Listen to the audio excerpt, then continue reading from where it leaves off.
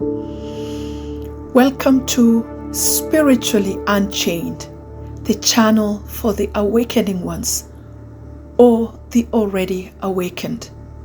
I am Jamhuri, your host. Thank you for choosing me to guide you on your spiritual journey. For the time is now for the world to awaken.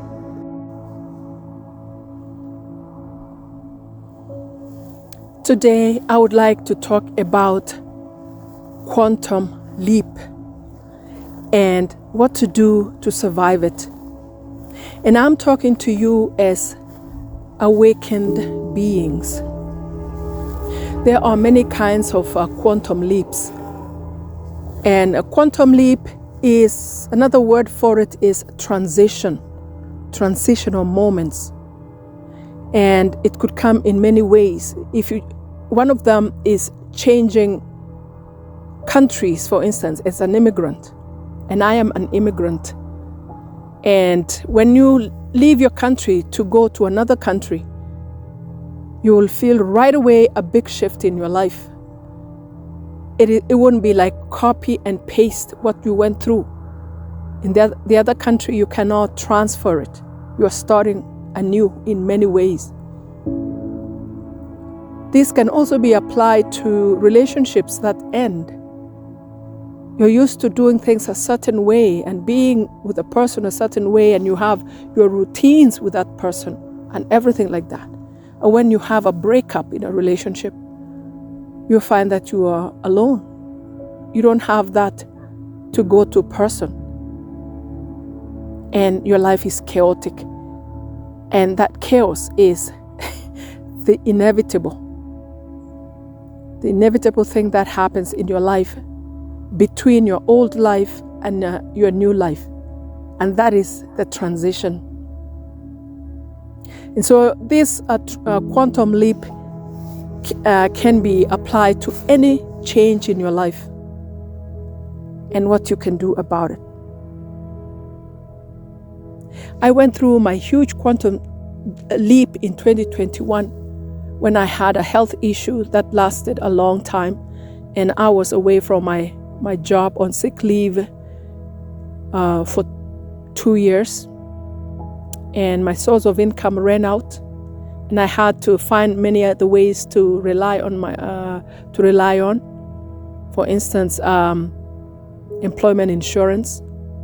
And while I was on this journey, after a while, I realized that I was not going to go back to my job because my life had changed, and I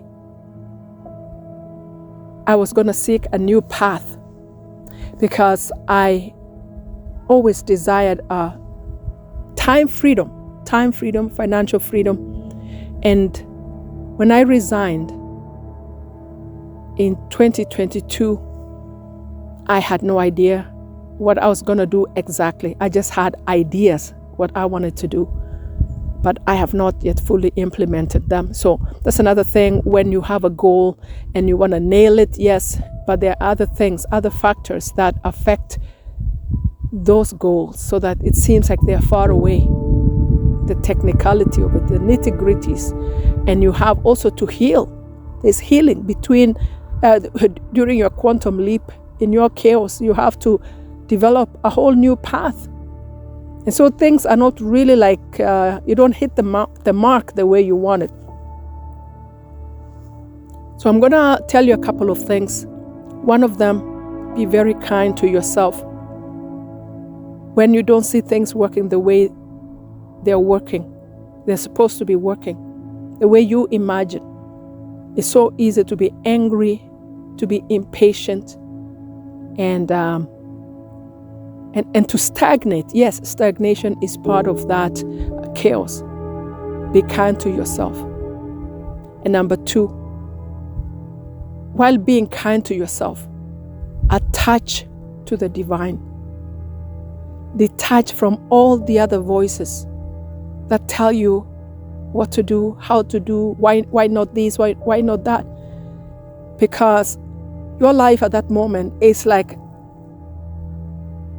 a puzzle piece that had been completed, that you had built over years, and every piece was in place. And then all of a sudden it's been thrown on the ground and it's in 1,000 pieces. And it takes time to put it together. And if you allow people to speak to you and tell you all kinds of things, you are gonna be more disappointed. You're gonna be more angry. You create more negativity through that. I'm very grateful for my family that when I went through this chaos, they were so kind to me. They never bothered with me and say, what do you want to do next? What is your plan? And I was hoping they would not ask me, and they did not. And it's very interesting that when you shut out those voices, you hear the voice of God louder. And number 3, you will go through fear. And when you go through fear, how do you handle fear? I have learned that you face your fear. Whatever comes at you every day in the morning, you don't want to get up because you don't know how to handle the things, how to apply for this and that, and how to go to step 1. And you can be so overwhelmed and you get to be fearful. I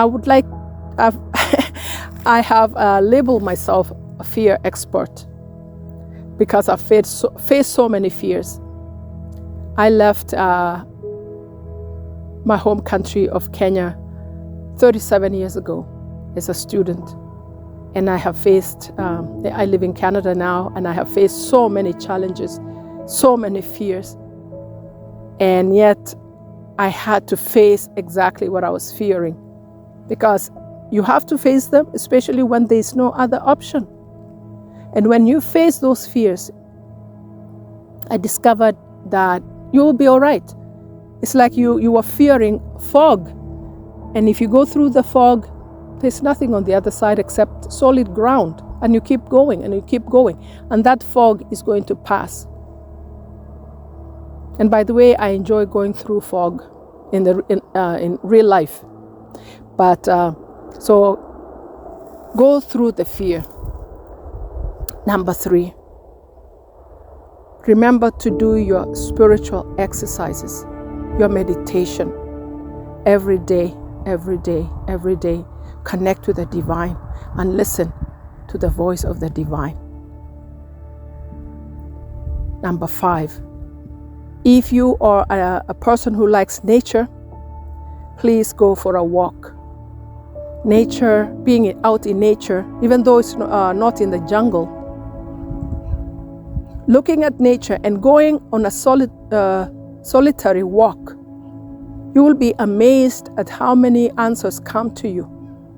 You will be amazed at how much your eyes open up so that you can you see answers. You see bugs on the road and you learn a message. You see birds flying. You see you get a message. And if it's winter, even the way the snow is melting, or something has stirred in the snow, or during a snowstorm, I mean, there is lessons everywhere. And I found that happens to me. I love walking. And I might leave home with a heavy heart, and my walk is a meditation walk. And I lay out all my issues to God until I'm done. And then I return home.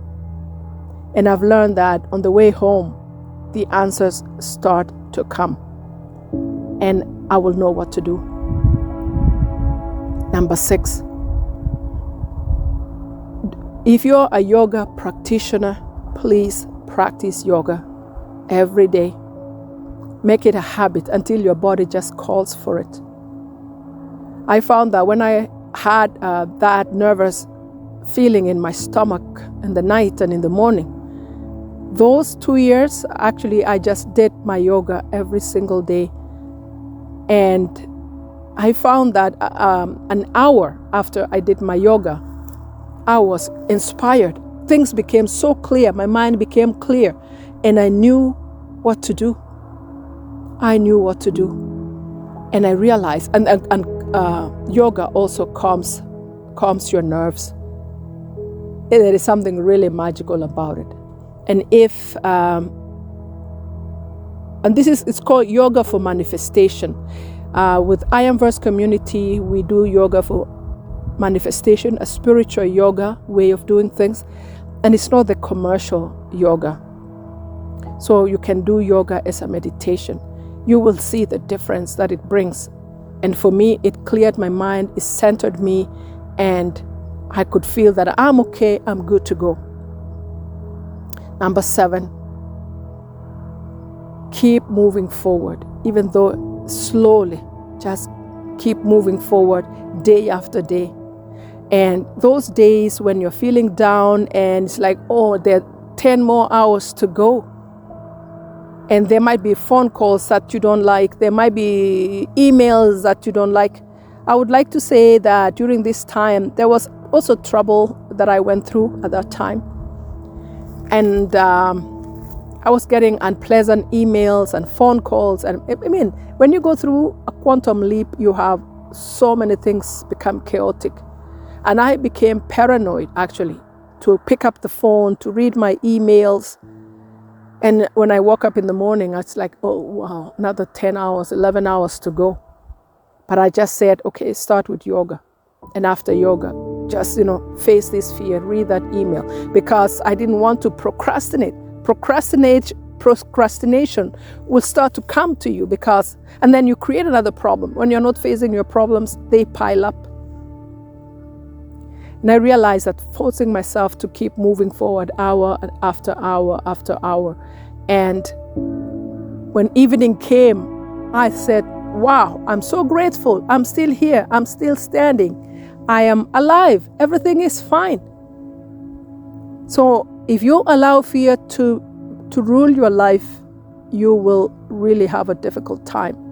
You need to be on top of fear and work with fear. Somebody said fear is there to protect us. And I do understand that. And also that person said, hey, just say thank you, fear, but I've got this. I've got this. Because that person said, that spiritual teacher said, we can never get rid of fear. It will always be there when we're trying something new, when our life is starting all over. And you will be okay. So I went through that quantum leap, and when I look back, I felt that the divine actually put me in a cocoon. So there are lessons to be learned. I thought I was just going through, sickness or whatever, difficult time, quantum leap. But I look back now, it was part of my manifestation. Because I had said in the past, I had wished that at that time, when my youngest son graduates from high school, that is the time I wanted to have a change in career. And I have this written in different places. Whichever course I took, and they asked what I imagined my future to look like, I have written this a couple of times. But the way this quantum leap came about is not the way I expected. So I manifested that. But even though you manifest it, it doesn't mean it's chaos-free. You got to learn to dance with the chaos, to move along with it. And when I manifested this, I did not know at that time, but the divine teaches us lessons, whispers to us and shows us what's going on. And I manifested my freedom, time freedom. And one of the other things I wanted to manifest is financial freedom. And I am manifesting that. I know for sure I'm heading there. And so the divine put me in a cocoon for 2 years. I never went to any event. I live outside the city or the town. I was like self-imposed isolation. And the family was gone to work, to school, and I was home alone all the time. And so I had that time to really connect with the divine and to go with life slowly, go for a walk, meditate, all that. It was a gift. And after those 2 years, I did not do any videos at all. I just did not share my life with anybody, and I shut everybody out except my family, who knew what was really going on within me and who were very supportive. And I'm happy to share with you that I have become a butterfly. I am sharing my videos. I am sharing my story. I am healed. I know I'm so free to be whoever I want. And so I realized that was 2 years, the cocoon. You know, when a butterfly, when a caterpillar is in a cocoon, it doesn't sleep there just like that. It grows just like a baby in a womb. It grows until it's a time to be born, a baby to be born, or a caterpillar now. It's time to burst out of the cocoon. And when it bursts out, there's nobody helps a caterpillar come out of its shell.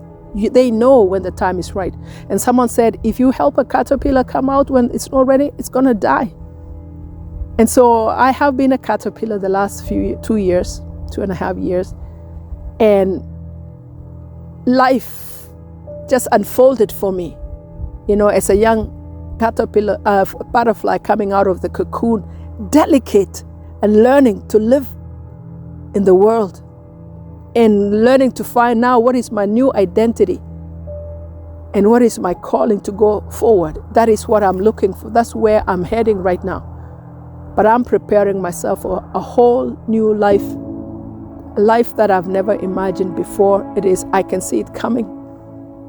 So I hope that you get encouraged that if you're going through changes, you're going through transitional times, all kinds of things, whether your life, you've had financial crisis, a marital crisis, relationship crisis, you've changed countries, and you are right in the middle of chaos. Be patient with yourself. And please use these tips I've given you because they work. They work. Don't you let anybody ridicule you. You are going to be led to the right place, the right people, and the right community for spiritual support. I would like to hear your comments about what you are going through and how you are experiencing life. Please leave a comment on this video. And until next time, I am Jamhuri, your host, on this channel called Spiritually Unchained. I hope you are getting unchained.